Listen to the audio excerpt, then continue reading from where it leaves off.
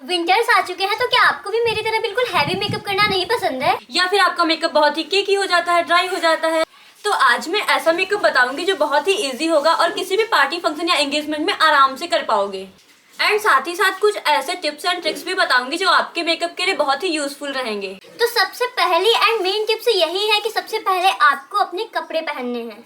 Top wear तो आपको पहले ही पहनना है, बॉटम वियर बाद में भी पहन सकते हैं, क्योंकि टॉप वियर जब हम मेकअप करने के बाद पहनेंगे तो उसमें मेकअप के लगने के चांसेस बहुत ज़्यादा रहते हैं। चाहे जितना भी संभाल के पहन लो, पर यार कुछ ना कुछ मेकअप प्रोडक्ट लग ही जाते हैं, तो यार क्यों ही इतना रिस्क लेना, इसलिए हमेशा टॉप वियर पहले ही पहन लो। अब ये तो आप में से कुछ लोगों को पता ही होगा कि सबसे पहले मेकअप का स्टेप जो होता है वो होता है स्किन प्रेप करना। स्किन प्रेप में क्या क्या आता है, वो होता है CTM। CTM का मतलब होता है cleansing, toning and moisturising.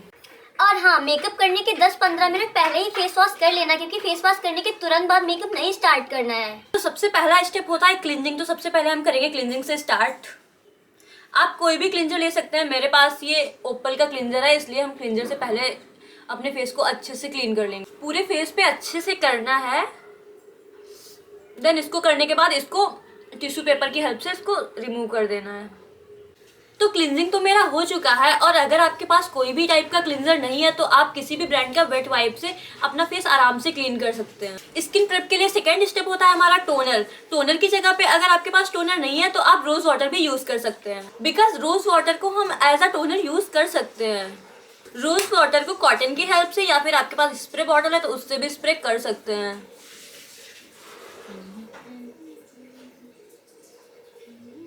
And third step हमारा आता है मॉइस्चराइजिंग, एंड ये सबसे ज़्यादा ज़रूरी है। मॉइस्चराइजर के लिए मैं लगाऊंगी ये बायोटेक का मॉइस्चराइज़र। पर्सनली ये मेरा मॉइस्चराइज़र बहुत ही फेवरेट है, पिछले 1 साल से मैं यही यूज़ कर रही हूँ एंड काफ़ी अच्छे इसके रिजल्ट्स भी हैं। बाकी आप इसकी जगह पे कोई भी मॉइस्चराइज़र यूज़ कर सकते हैं, जो भी थोड़ी सी अच्छी क्वालिटी का होना चाहिए। मॉइस्चराइज़र को पूरे फेस पे अच्छे से लगाना है। और हाँ, ये याद रखना है कि अंडर आइज एंड ये जो होता है नोज के पास, यहाँ पे मॉइस्चराइजर ज़्यादा ही अच्छे से लगाना।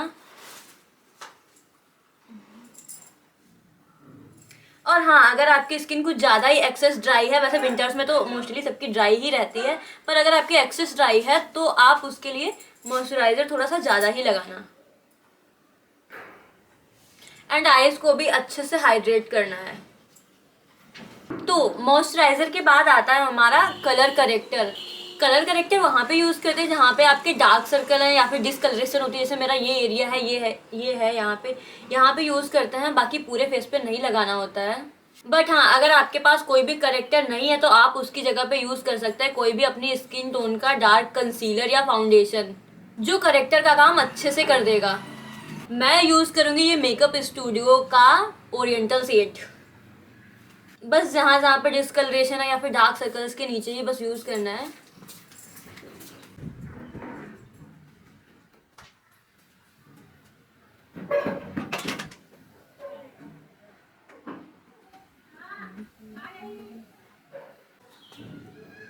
तो जहाँ जहाँ पे मेरे डिसकलरेशन थी या फिर डार्क सर्कल्स थे, वहाँ पे मैंने ओरिएंटल शेड यूज़ करा है। एंड अब इसको ब्लेंड करना है, वो भी बहुत ही हल्के हाथों से करना है, ताकि पूरी स्किन इवन हो जाए। फाउंडेशन के लिए मैं यूज करूंगी फॉरएवर 52 का ये कैरेमल शेड, जो कि मेरी स्किन टोन से काफी मैच करता है। फाउंडेशन को लगाना है एक फ्लैट ब्रश की हेल्प से, ये नहीं कि घिस देना है पूरा फेस पे, ऐसे नहीं करना है। पूरे फेस पे बस डैब डैब करके लगाना है, घिसना नहीं है।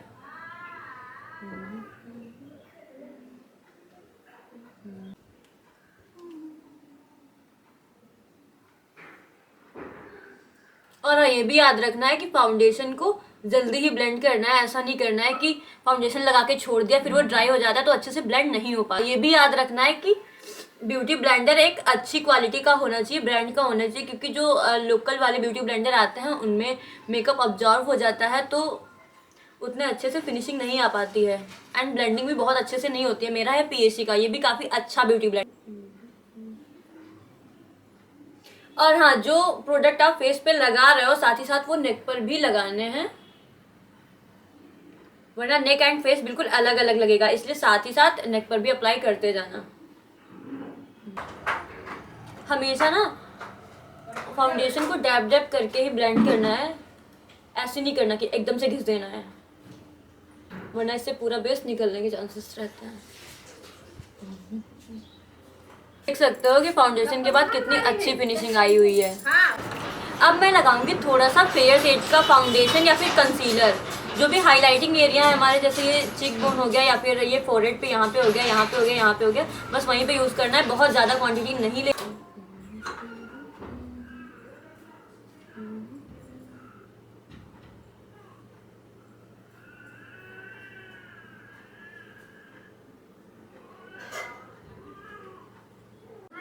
तो ये है हमारे हाइलाइटिंग एरिया। बस यहीं पे हमें कंसीलर को यूज़ करना है, या फिर आपको अगर ज़्यादा ही फेयर चाहिए तो आप इससे ज़्यादा क्वांटिटी में लगा सकते हैं। मुझे ज़्यादा फेयर नहीं चाहिए, इसलिए मैंने बस थोड़ी ही क्वांटिटी में से लगाया है। देन इसको भी अच्छे से ब्लेंड करना है, बहुत ही अच्छे से।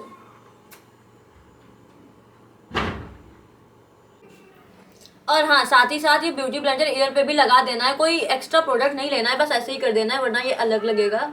जो भी हमारे लिक्विड प्रोडक्ट्स होते हैं, जैसे कि कॉन्टोर हो गया या फिर ब्लशर हो गया, अगर आप लिक्विड यूज़ करना चाहते हैं तो हमेशा सेटिंग पाउडर के पहले ही यूज़ करना। एंड जो पाउडरी प्रोडक्ट होते हैं वो हमेशा हम सेटिंग पाउडर के बाद ही यूज़ करते हैं। यहाँ पे हाइलाइटिंग हमारी डन हो चुकी है एंड जो भी हमें लिक्विड बेस लगाना था वो हमारा डन हो चुका है।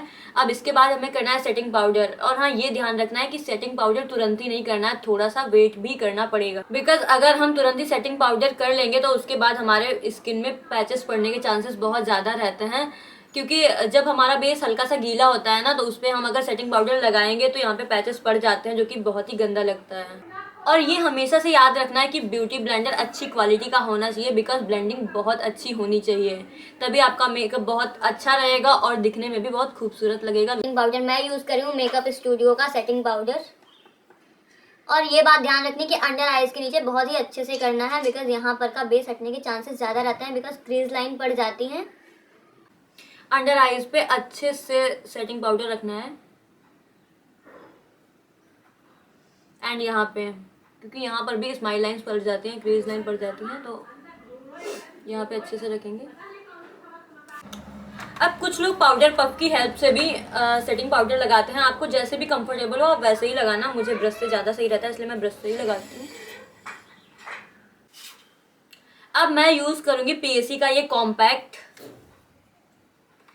बिकॉज कॉम्पैक्ट से बहुत अच्छी फिनिशिंग आ जाती है।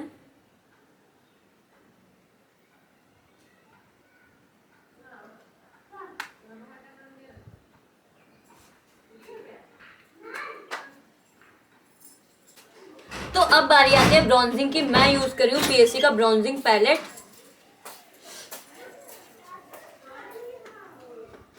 जिसके भी डबल चिन हो, डबल चिन हाइड करने के लिए इसे हम यूज करते हैं। हल्का सा थोड़ा सा डबल चिन को हाइड कर सकते हैं इससे। एंड फोरहेड पे भी मैं थोड़ा सा शेडिंग दूंगी ताकि थोड़ा सा अच्छा लुक आए। एंड यहाँ पे फेस को शेपिंग देने के लिए, इसको ना शेपिंग देने के लिए यूज कर। अब हल्का सा नोज पे, नोज के लिए वैसे छोटा ब्रश आता है बट मेरे पास अभी कहीं खो गया है, तो इससे ही काम चला लेंगे। बस हल्का सा।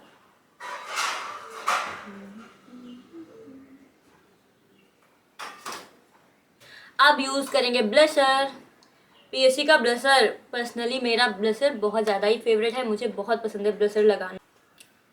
तो ब्लशर हमेशा एक स्माइल के साथ लगाना है ऐसे।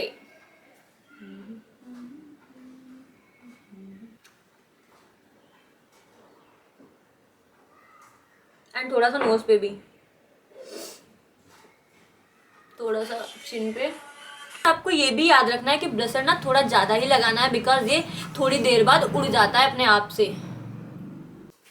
देन मैं लगाऊंगी पीएसी का हाइलाइटर, मेरा बहुत ही फेवरेट है। इतना अच्छा ग्लो आता है ना इससे, भाई साहब देख इंस्टेंट जो इतना अच्छा बढ़िया वाला ग्लो आता है ना, इसी वाले हाइलाइटर से आता है। मैं ना जब से मैंने मेकअप सीखा है ना, तब से मैं यही वाला हाइलाइटर यूज़ करी हूँ। मेरा पर्सनली बहुत ही फेवरेट है ये। एंड थोड़ा सा बीच में भी।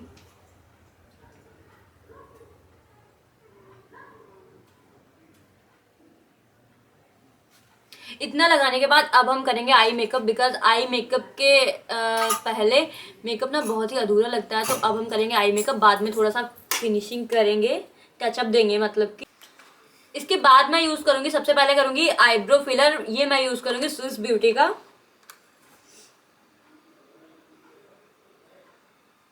आईब्रोज के बिना भी लुक बहुत ही अधूरा लगता है।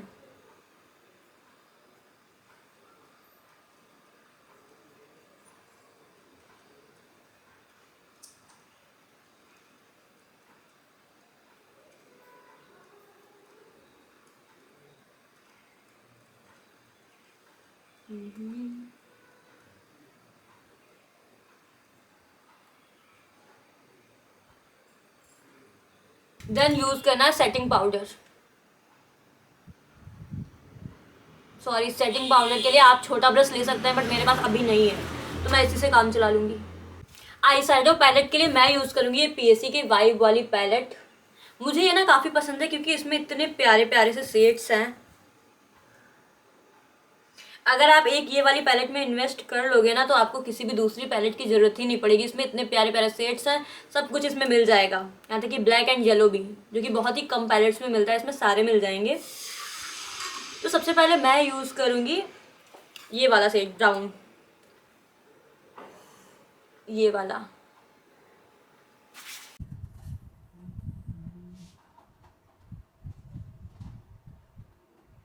इसके बाद आईलिड पे मैं यूज करूंगी ये वाला ब्राउन शेड। दिख रहा है ना, दिख ही रहा होगा यार, ये वाला।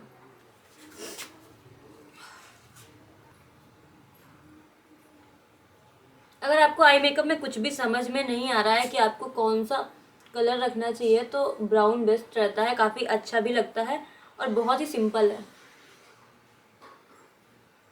गोल्डन आउटफिट के साथ काफ़ी प्यारा लगता है एंड किसी पे भी चल जाता है। जब भी कभी भी पार्टी में जाओ तो अगर नहीं समझ में आ रहा तो बस ब्राउन मेकअप कर लो, ब्राउन आईज। ब्राउन शेड के बाद अब मैं यूज़ करूँगी ये गोल्ड कापर वाला सिमर। फिंगर की हेल्प से लगाऊंगी।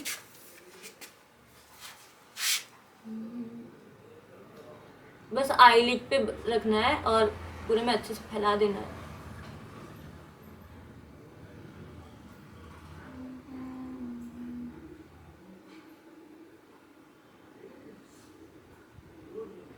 है ब्रश एंड फिर से हल्का सा ब्राउन शेड लेके इस पर अच्छे से कर देना है। जो ऊपर फैल जाता है ना, उसको सही करने के लिए छोटे ब्रश की हेल्प से ये ब्राउन कलर लेके अपनी अंडर आई में लगाना है, नीचे इस जगह।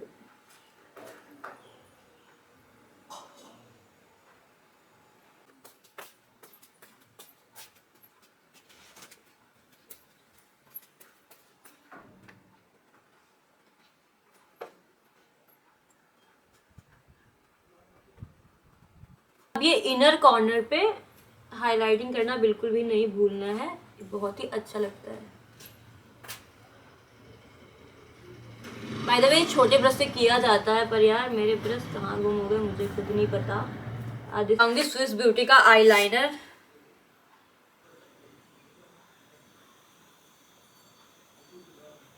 तो आईलाइनर मेरा लग चुका है, बहुत ही लाइट सा मैंने लगाया है। अब मैं लगाऊंगी ये लैक्मे का काजल।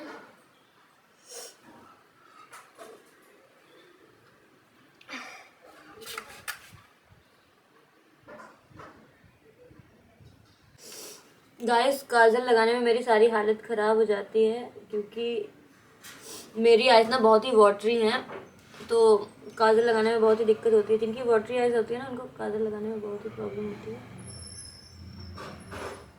पर फाइनली लग चुका है। अब लगाएंगे मस्कारा।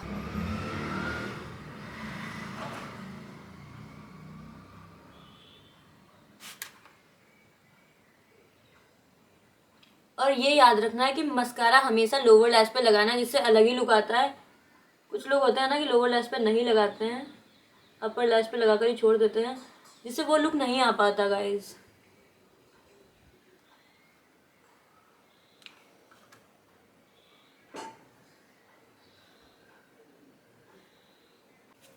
अब मैं लगाऊंगी लिपस्टिक। सबसे पहले मैं लगाऊंगी ये क्या बोलते हैं सर, लिप लाइनर। अब इस बीच में मैं नहीं बोल पाऊंगी तो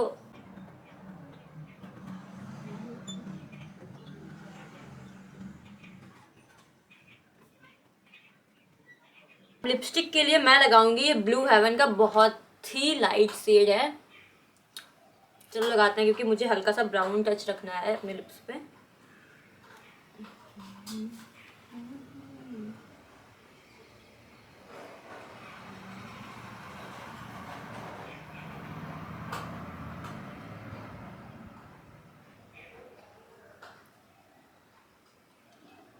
अब मैं यूज़ करूँगी मेकअप फिक्सर। वैसे ना बहुत लोगों को कन्फ्यूज़न रहता है कि सेटिंग स्प्रे यूज़ करें या फिर मेकअप फिक्सर। मेरे हिसाब से मैं रिकमेंड करूँगी कि मेकअप फिक्सर यूज़ करो, क्योंकि दोनों चीज़ें मुझे सही नहीं लगता। मेकअप फिक्सर जो होता है बहुत ही अच्छा रहता है एंड मेकअप को बहुत ही लॉन्ग लास्टिंग भी रखता है। तो इसको ना सबसे लास्ट में यूज़ करना है। जब इसे यूज़ करना है तो आँखें क्लोज रखनी है और थोड़ी देर तक ओपन नहीं करना है, बिकॉज ये आँखों में चला जाता है ना तो बहुत ही कड़वा लगता है।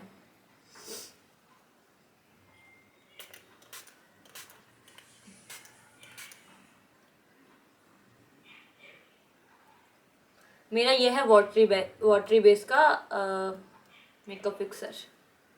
अगर आपके पास छोटा सा फैन है तो उसके हेल्प से आप ऐसे सुखाना है, वरना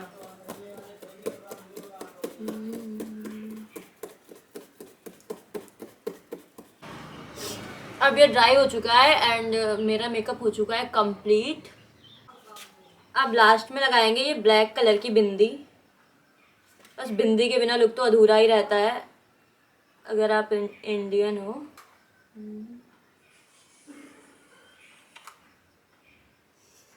लग जाए यार, यस।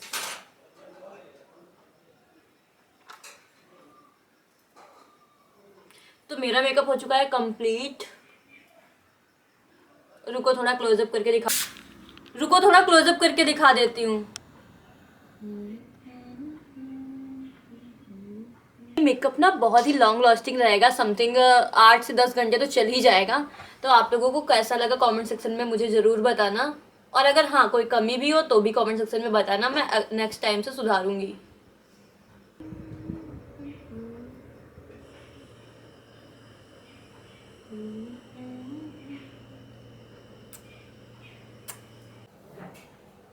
अगर आपको मेकअप पसंद आया हो और मेकअप से रिलेटेड कुछ और भी इन्फॉर्मेशन चाहिए तो मुझे कमेंट सेक्शन में बताना। मैं नेक्स्ट टॉपिक पे उसी टॉपिक पे अगला वीडियो बना दूंगी। तब तक के लिए बाय बाय, टेक केयर।